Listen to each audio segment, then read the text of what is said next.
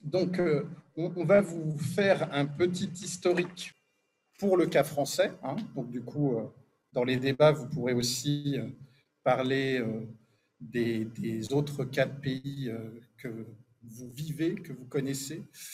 Mais donc là, c'est pour le cas français, sur l'histoire des mouvements étudiants et lycéens en France. Pour vous dire que c'est une histoire qui s'enrichit aussi de mémoire et d'archives.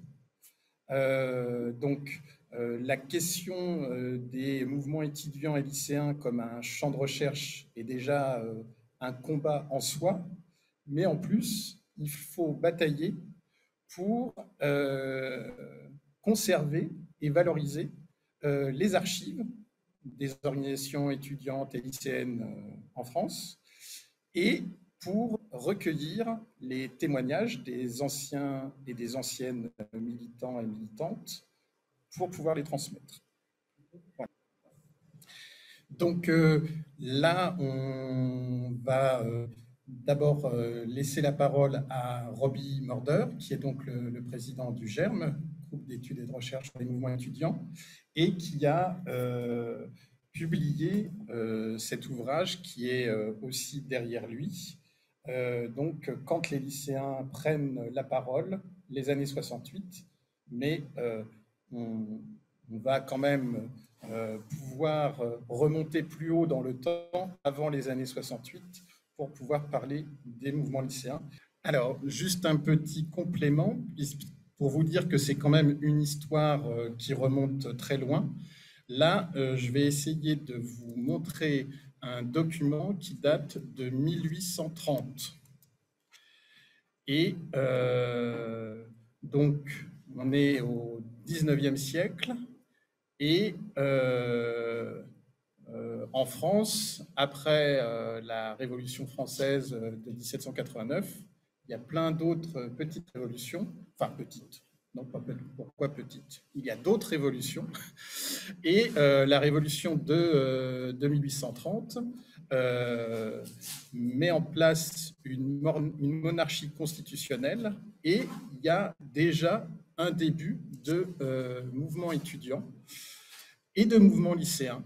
C'est ce qu'on appelle la jeunesse des écoles.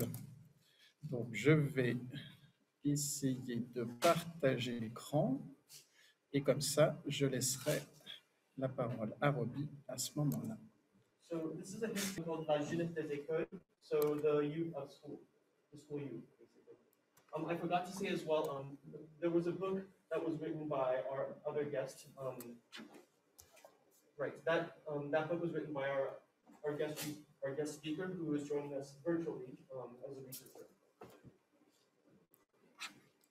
Voilà, la parole à Roby. Merci beaucoup. Alors, attends que je vois. Hop. Merci beaucoup. Je pense que vous m'entendez. OK, et vous me voyez. C'est parfait. Alors, je vais juste dire quelques mots et puis vous montrer quelques images, enfin, des extraits d'un PowerPoint. Parce que nous n'avons pas beaucoup de temps, on ne va pas pouvoir faire l'histoire du mouvement lycéen. Donc, je voudrais développer, après quelques mots, surtout à partir des années 68, en les mettant en perspective, en comparaison avec la période plus contemporaine, hein, plus sur une approche thématique. Alors, pour plus de détails, je renvoie à notre livre, hein, dont vous pouvez avoir la référence, enfin le lien vers l'introduction et aussi un lien que j'ai mis dans l'espace discussion ou chat pour d'autres. Où j'ai mis aussi le lien vers une vidéo d'une conférence au lycée Turgot en 2018 pour avoir plus de détails. le lycée napoléonien, celui du 19e siècle, mais qui va continuer avec des caractéristiques quasiment inchangées jusqu'à la deuxième moitié du XXe siècle, est un lycée d'élite.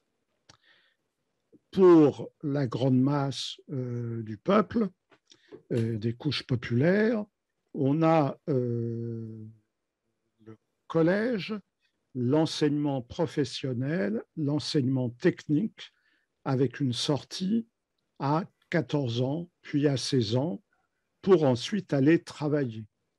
C'est-à-dire, si je peux me permettre une remarque sur la traduction, j'ai dit massification, et ce qui ne veut pas dire forcément démocratisation, même s'il y a des éléments aussi. Alors, c'est important parce que quand on parle du lycée aujourd'hui, on parle de lycées dans lesquels on a plusieurs filières.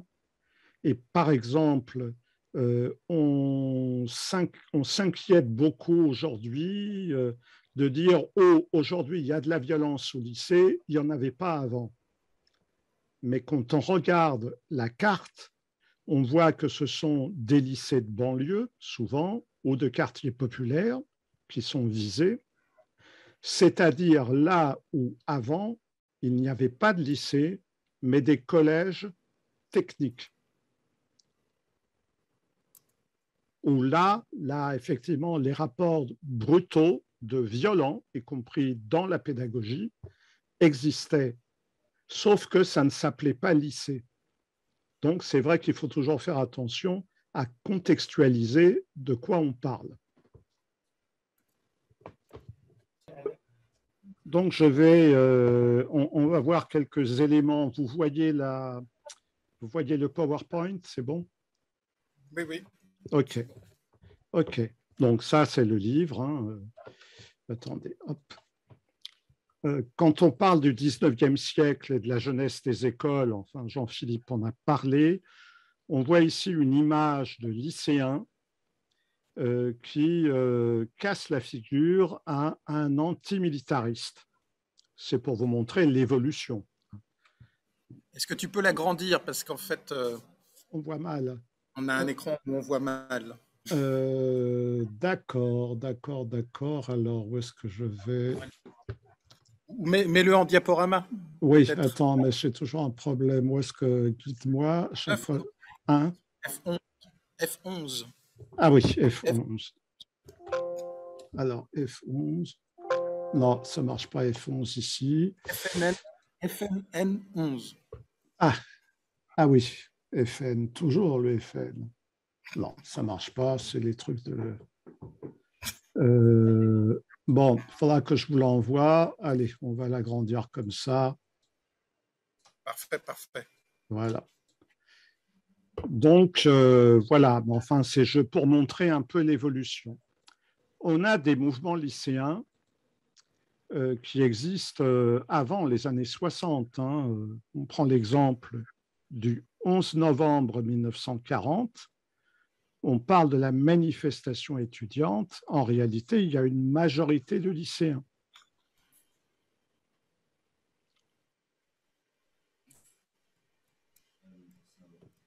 Et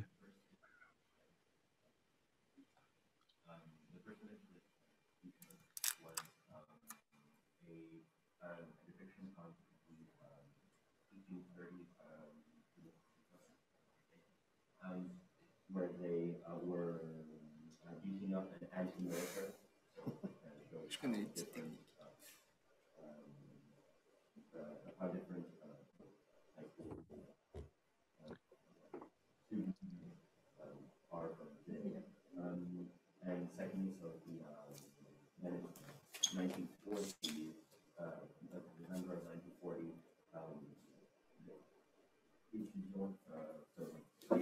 university protests were actually the majority of high schools.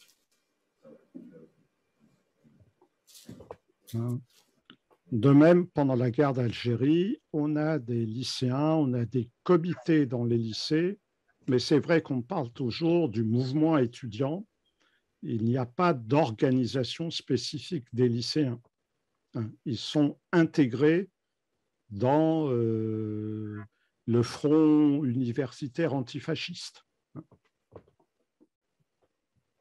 Les lycées, j'ai parlé de Napoléon tout à l'heure, avant 68, on les appelle des lycées casernes entre nous, et on a un exemple de règlement intérieur où la tenue vestimentaire doit être correcte. Il n'y a pas d'uniforme, mais il faut être correct dans et hors le lycée.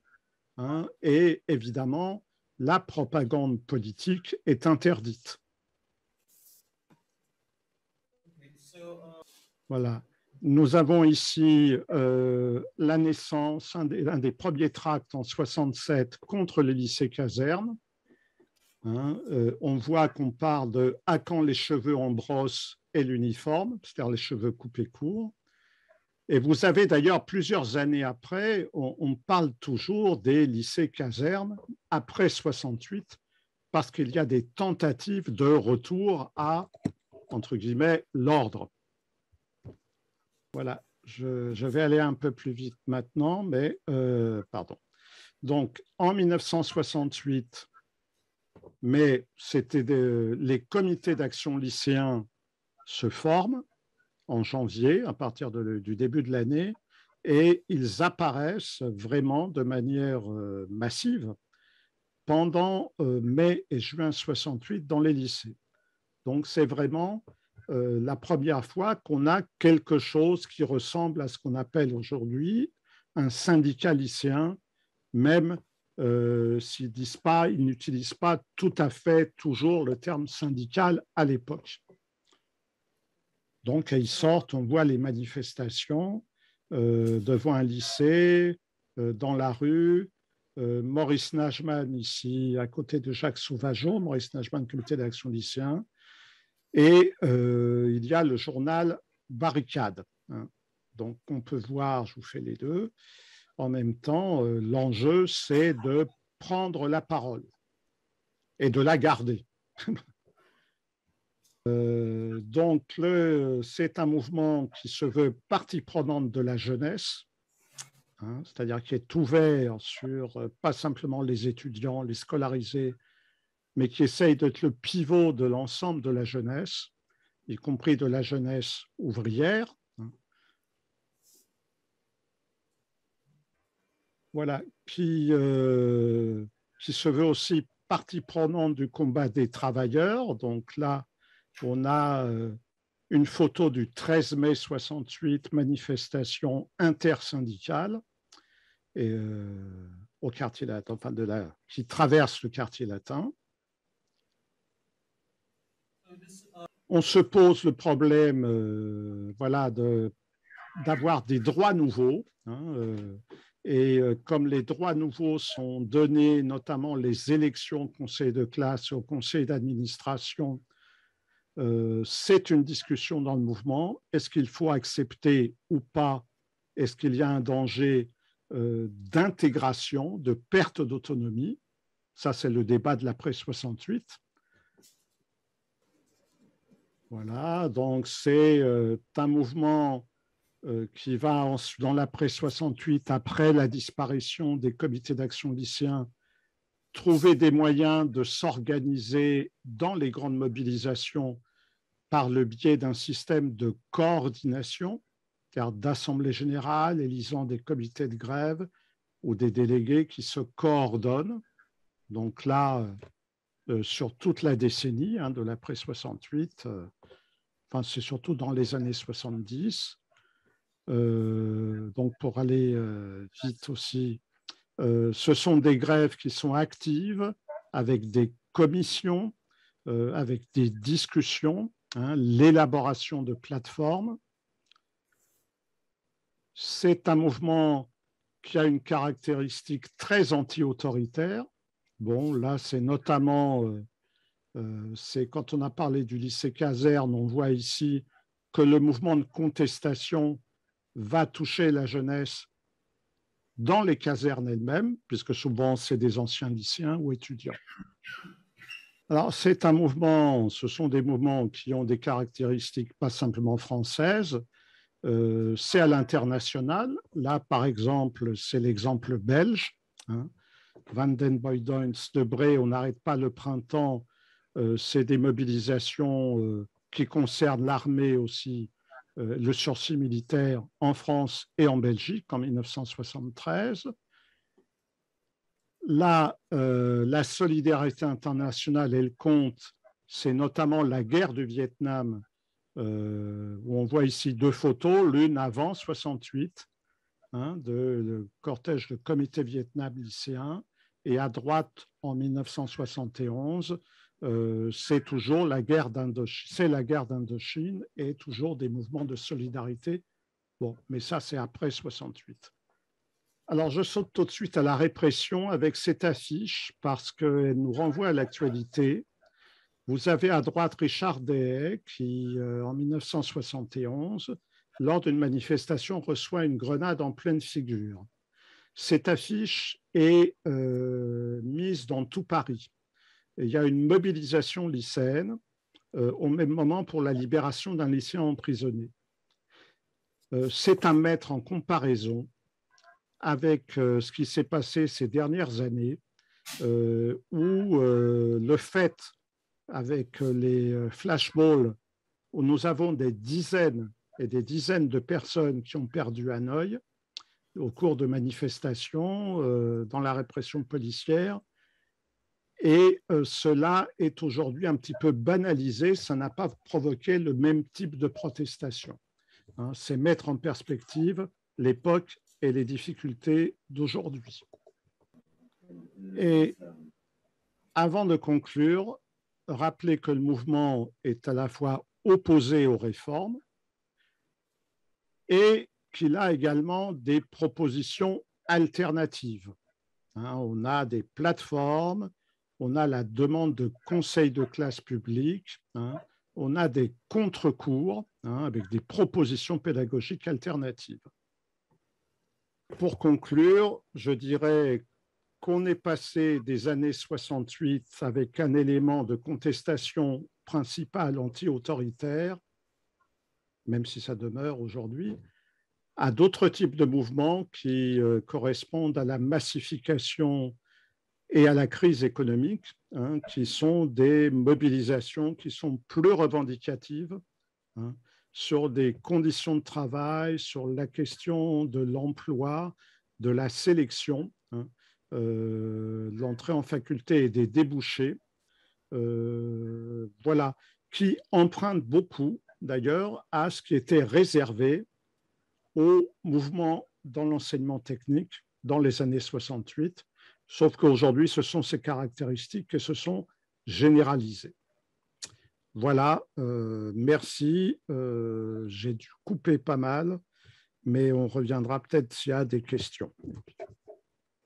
Tu as entendu, Robin, la question? Oui, il y a eu d'autres mouvements. Il y a eu, mais là, c'est, je dis simplement, il y a eu l'Italie, il y a eu la Belgique, on l'a vu.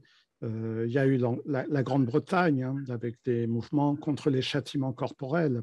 Et en Grande-Bretagne, on a une organisation qui est plus ancienne, c'est le National Union of School Students, puisqu'en 1973, j'avais été invité à leur congrès, hein, à Londres. Et oui, il y a beaucoup d'autres exemples, mais nous n'avons pas le temps de les traiter ici.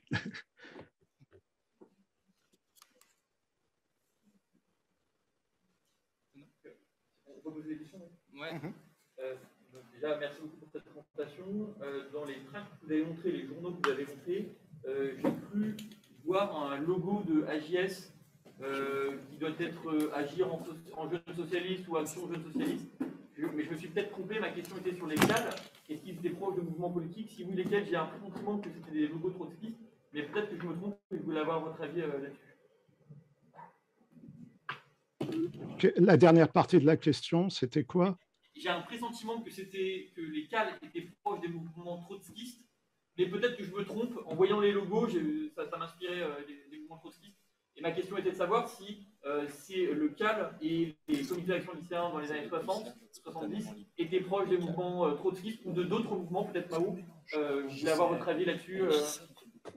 Non, les comités d'action lycéens, quand ils se forment, il y a des militants qui viennent de sortir des jeunesses communistes, hein, ou de se faire exclure. Bon, c'est les militants des comités Vietnam.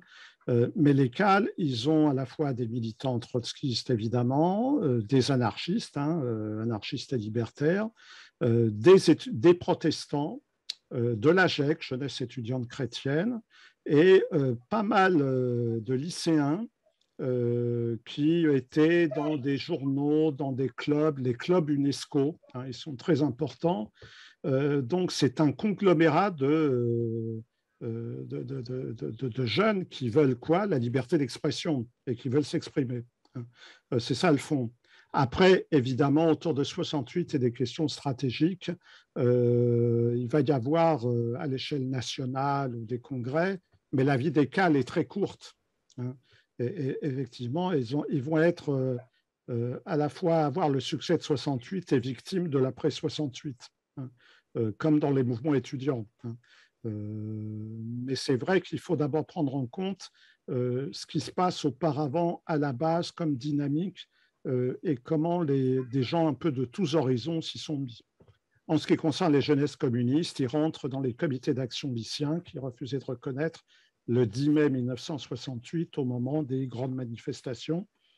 Et ensuite, il va y avoir en juin un congrès des CAL qui va se séparer, les jeunesses communistes créant, ce qui va durer un peu plus longtemps, l'Union nationale des comités d'action lycéens, l'UNCAL. Beaucoup de choses sont dans le livre, donc je vous recommande de le lire et même de l'acheter. Pour AJS, c'est Alliance des jeunes pour le socialisme. Là, c'est une autre. Voilà, mais comme on a parlé de trotskisme français, voilà. On appelle lambertiste. Voilà, qui a fait l'objet d'un article du Monde hier. Et eux, ils ne sont pas dans les CAL. Eux, ils pensent que les lycéens doivent rejoindre l'UNEF. L'AJS voulait que les lycéens rejoignent l'UNEF, mais l'UNEF, c'était étudiant. Oui, mais ils considéraient que c'était quand même leur UNEF à eux qui comptait et que tout le monde pouvait rentrer dans cette UNEF-là. Non, c'est avant 68. Hein. C'est-à-dire dans le meeting de création des CAL, la salle Lancry, en mars 68, c'est-à-dire avant mai, il y a une intervention d'un jeune de l'affaire, qui ne s'appelait pas encore la JS, Fédération des étudiants révolutionnaires, qui vient dire que la place des lycéens, comme c'est des futurs étudiants, est d'être dans l'UNEF. C'était plus une incompréhension de la question de l'autonomie. Sous l'UNEF, organisation traditionnelle des étudiants, alors que dans les lycées, il n'y avait pas d'organisation, à part des organisations politiques ou confessionnelles, mais il n'y avait pas d'organisation de type syndical. Donc, comme ils étaient pour la tradition, ils étaient pour que les nouveaux intègrent la tradition. Je caricature à peine. Encore une question d'Antonin avant les étudiants. Si quelqu'un d'autre a une question, sinon j'avais une question. Il me semble que l'activité de l'UNCAL, qui est la version JC, si je ne me trompe pas, des CAL, s'arrête vers 73 ou en tout cas au début des années 70? Non, plus loin. Ah, d'accord. Non, ça s'arrête à la fin des années 70. En même temps, oui, à la fin des années 70, dans le lien sur le site du Germe, là, vous verrez une bibliographie, un article de Paul Ariès, hein, de Lyon, qui en fait état, un peu des recherches. C'est en même temps, alors, ça a plus à voir d'ailleurs avec la CGT qu'avec les JC, au bout d'un moment. De la même manière, la coordination permanente des CET, du technique, qui était animée dans le technique par la CGT, s'arrête aussi. Donc, ça demeure encore un petit peu des enjeux de recherche, hein, de savoir à peu près pourquoi et comment ça s'arrête. Hein. Parce que justement, je me posais la question de la fin de l'Union nationale des CAL et le début du syndicalisme lycéen moderne, où on a vu émerger la Fidèle et puis tous les autres syndicats lycéens après. Qu'est-ce qui s'est passé entre-temps? Parce qu'il y avait l'air d'avoir une période assez longue pendant laquelle il n'y avait pas vraiment d'informations sur des mouvements, sur des... Il y a, il y a des mouvements, mais qui sont moins des mouvements nationaux entre 79 et 80 et la loi de Vaquet. On a beaucoup moins de mouvements nationaux. Par contre, on peut faire un parallèle entre les comités Vietnam en 66-67, comité Vietnam lycéen, et la naissance des CAL, parce que ça sert de colonne vertébrale, et SOS Racisme, qui est très implanté dans les lycées après la marche des beurs, hein, après la 82-83, et effectivement, après le mouvement de Vaquet, c'est un peu ceux qui animent SOS Racisme, qui sont bien implantés dans les lycées, qui créent la Fidèle. Voilà, donc on peut faire un petit peu un parallèle. Entre les deux, il y a des mouvements, des mobilisations, c'est plus des militants ou des cercles d'organisation politique qui les animent, mais ce sont des mouvements plutôt locaux. Hein. On n'a pas de grand mouvement national jusqu'en 85-86. Et du coup, on peut dire que l'UNCAL est le premier mouvement lycéen structuré qui dure plus de 2-3 ans. Oui, oui, oui, tout à fait. Tout à fait. Il y a une histoire à faire. Hein, il y a une histoire à faire. Alors, comme le temps passe, je vous propose de passer aux étudiants, quitte à ce que dans la discussion, on revienne aussi sur les lycéens. Je vais essayer d'être plus rapide encore que Roby, qui l'a déjà été. Je vais essayer non seulement d'être plus rapide, mais en plus de vous parler d'une période historique plus longue, et en plus de ne pas vous parler que d'histoire. Là, tout à l'heure, au tout début, je vous ai montré, on va dire, le premier appel à une organisation de ce qu'on appelait la jeunesse des écoles en 1830. Là, on va passer tout de suite aux années 1870, sans préciser, pour vous dire que c'est la première création en France d'un mouvement étudiant qui se veut représentatif des étudiants par ville universitaire. Et donc, c'est ce qui va, la première AGE, Association Générale des étudiants, elle est créée à Nancy en 1876. Donc, AGE de Nancy. Ce premier mouvement étudiant représentatif, c'est pas l'action représentative, la representative action telle qu'on la connaît aujourd'hui. C'est-à-dire que jusqu'en 68, il n'y a pas de représentants ni des lycéens, ni des étudiants dans les conseils de gestion de ces institutions scolaires. C'est en termes de représentation dans la ville, auprès des institutions, mais pas dans les institutions. Et j'en profite juste pour distinguer deux mots. Même dans l'intitulé de l'atelier, vous avez vu que nous, on parle plutôt avec Roby Murder, on parle plutôt des mouvements étudiants, mouvements lycéens.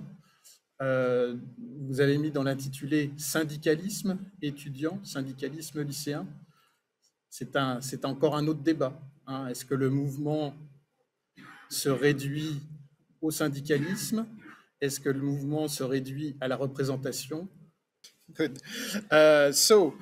Donc du coup, on va passer directement aux années 68. Juste comme ça, deux dates. Vous avez vu la première AGE. Les différentes AGE en France se réunissent pour créer la première union nationale en 1907 à Lille. Et puis l'autre date avant de parler des années 68, avec ces deux ouvrages étudiants en révolution, ouvrage de synthèse, 33 jours qui ébranlèrent la Sorbonne, sur le cas de la Sorbonne. Autre date à retenir, donc celle dont Roby vous a déjà parlé, 11 novembre 1940, premier acte collectif de résistance du mouvement lycéen et étudiant, avec dans la rue, sur l'avenue des Champs-Élysées, plus de lycéens que d'étudiants. Grand saut dans le temps, et donc 1968. Vous avez vu pour les lycéens avec Roby ce que ça donne. Côté étudiant, c'est encore plus important.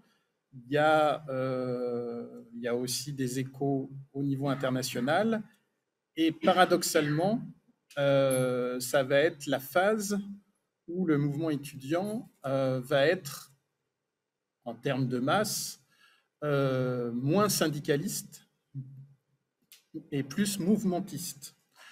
Et alors que c'est le moment où se met en place la participation, la représentation des étudiants dans les conseils. C'est-à-dire que le gouvernement fait un pas vers le mouvement étudiant en essayant de lui donner une place, d'autres diraient en essayant de le canaliser dans une voie institutionnelle, et une bonne partie du mouvement étudiant va plutôt être contre les élections et pour le mouvement.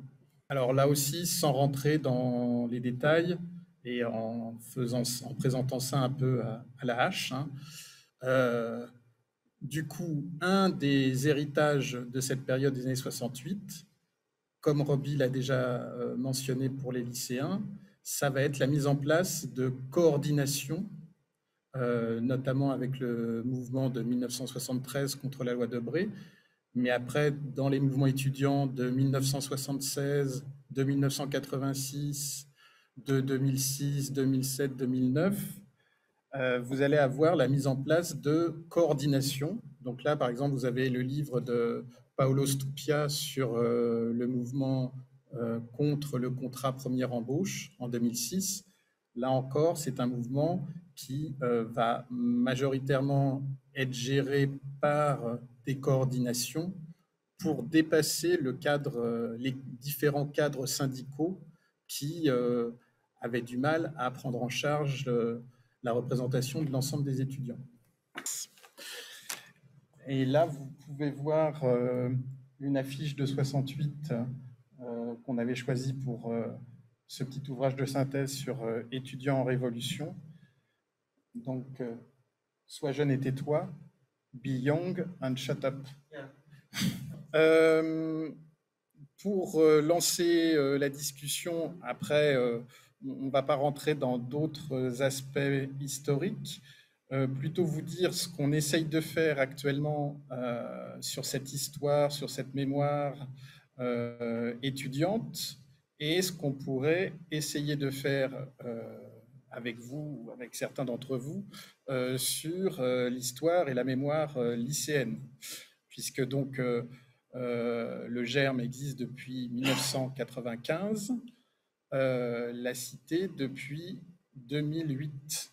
Et donc, on essaye d'unir nos forces et de rassembler d'autres forces pour pouvoir sauvegarder les archives, recueillir des témoignages, pour que tout cela puisse alimenter des sujets de recherche par des chercheurs, des étudiants-chercheurs plus ou moins jeunes.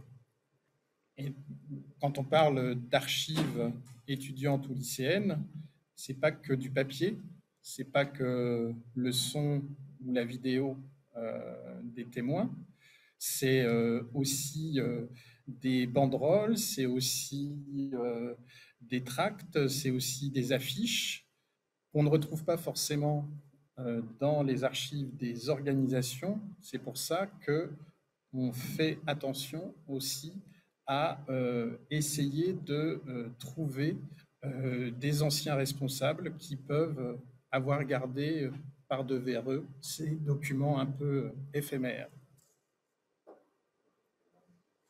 Est-ce qu'on fait la même chose pour les actuels responsables? C'est ça? C'est ça votre question? Non, parce qu'on a déjà beaucoup de travail avec les anciens et que forcément le degré d'urgence se fait aussi par génération, entre guillemets. C'est-à-dire que là, il y a 2 ans, on a regretté la mort de Paul Boucher, qui était un président d'AGE à la Libération. Je ne vous en dis pas plus parce que ça sera compliqué pour la traduction. Mais donc voilà, vous avez cette génération de la résistance qui est en train de disparaître. Donc c'est la priorité. La priorité pour les années qui viennent, ça va être la génération de la guerre d'Algérie. Et voilà. Mais c'est pour ça que dans la discussion qu'on peut avoir, si on unit nos forces, nous, on peut vous aider à collecter la mémoire, les archives des responsables actuels, des organisations actuelles, pour faire fructifier toute cette histoire. J'avais une question sur les mouvements étudiants. Elle est assez généraliste, mais je me demandais, est-ce que les mouvements étudiants sont généralement à l'origine de mouvements plus larges, éventuellement de mouvements généraux comme en mai 68, où au final ça a débouché sur un mouvement social global? Est-ce que ça arrive souvent que les étudiants lancent des dynamiques de révolte ou des dynamiques de mouvement social? C'est la jeunesse de manière générale? Je ne sais pas. Alors, create or not create, je ne sais pas si on peut dire vraiment créer, c'est-à-dire que, voilà, génère, impulse, c'est-à-dire que c'est toujours plus compliqué, c'est-à-dire que, alors déjà quand on dit mouvement, donc là on est bien dans un mouvement qui dépasse le cadre d'une seule organisation. On pourrait dire qu'avant 68, la mobilisation de l'UNEF contre la guerre d'Algérie est un mouvement qui, petit à petit, arrive à créer un véritable mouvement dans la société avec quelques autres syndicats, même s'il y a des réticences, même s'il y a des nuances, etc. Mais on pourrait dire que ça, c'est un mouvement avant 68 qui dépasse vraiment les étudiants. Et puis, on pourrait dire aussi qu'après 68, le mouvement contre le contrat première embauche, ce fameux mouvement de 2006, a réussi à dépasser la simple sphère étudiante, voire la simple sphère jeune, puisque certes, il y a eu une coordination étudiante, mais il y a eu aussi une intersyndicale qui a même réuni l'ensemble des syndicats, qu'on les dise plus ou moins réformistes. Et donc, on a encore, bon, c'est vrai que ça va bientôt faire, enfin, ça fait maintenant 15 ans le mouvement de 2006, mais on a encore des mouvements qui partent d'une initiative étudiante ou d'une initiative jeune et qui arrivent à dépasser ce cadre-là. Je ne sais pas si Roby veut... Oui, je rajouterais à l'échelle internationale beaucoup d'exemples. On a parlé du 19e siècle et de la place des étudiants à l'avant-garde de la lutte pour la démocratie, même si on peut dire que c'était une démocratie bourgeoise, mais en tout cas, c'est une avant-garde dans la lutte contre l'autoritarisme. On a ces phénomènes-là qu'on a vus dans les années 68, parce qu'on oublie par exemple le rôle des étudiants en Amérique latine et en Afrique. Il faut avoir un point de vue international. Si on se rapproche plus près de nous, il y a des cas, la Chine avec Tiananmen, bon, c'est tout de même Hong Kong. On prend le 1989, c'est le 17 novembre, Journée internationale des étudiants, qu'une manifestation étudiante inaugure en réalité la chute du régime à Prague. Donc un 17 novembre. Voilà, donc on a effectivement de nombreux exemples. C'est vrai qu'il y a l'Italie 68 qui ressemble beaucoup à la France 68, mais d'une manière plus longue, ce qu'on appelait le mai rampant italien. Donc effectivement, on a toute une série d'exemples où en tout cas, est-ce que souvent ça précède? Ça ne veut pas dire que ça provoque, mais ça peut précéder. Mais c'est l'étincelle qui met le feu à la plaine. Et encore faut-il que la plaine soit sèche. Et donc là, ça pose la question du rapport de force. C'est pour ça que pour le livre de Paolo Stupia sur le mouvement de 2006, on a mis en titre une victoire étudiante, point d'interrogation, parce que déjà il y a la question, est-ce que c'est une victoire? Est-ce que c'est une victoire seulement étudiante? Est-ce que c'est une victoire parce que ça a dépassé le cadre étudiant? Et en fait, c'est en tout cas le dernier recul d'un gouvernement en France devant un mouvement étudiant ou un mouvement de jeunes. Même déjà, le mouvement contre la loi LRU, Liberté et responsabilité des universités, donc ça s'est fait en 2 fois, cette loi, en 2007, puis après en 2009. À chaque fois, il y a eu des mouvements. À chaque fois, ça a été un échec, alors que contrairement aux autres mouvements que vous mentionnez plus récemment, il y avait encore des assemblées générales massives dans plus d'une dizaine d'universités, il y avait encore des coordinations. Et malgré cela, en 2007, en 2009, ça a été un échec, étudiant ou pas, universitaire. Après, il y a les rapports entre étudiants et autres personnels des universités.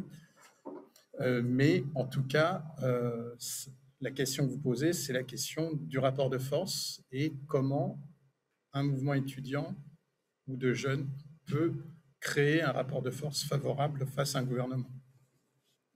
Je ne sais pas si tu veux ajouter quelque chose, Roby, sur cette question. Tu as répondu sur le fond, il n'y a pas de problème.